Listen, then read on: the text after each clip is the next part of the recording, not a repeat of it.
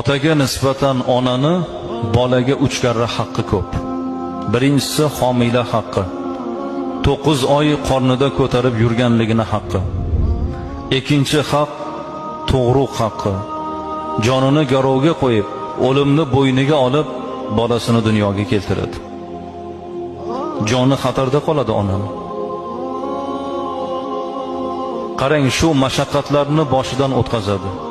Homilani mashaqqatini, o'lim bilan olishib dunyoga keltirishni, farzandidan qutulib, yana farzand ko'rib, yana shu mashaqqatlarga rozi bo'lib, yana farzandni dunyoga keltiraman deydi.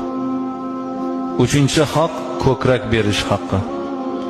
Kechalari bedor bo'lib, bolasiga ko'ksidan bol emdirgan bu ona bo'ladi.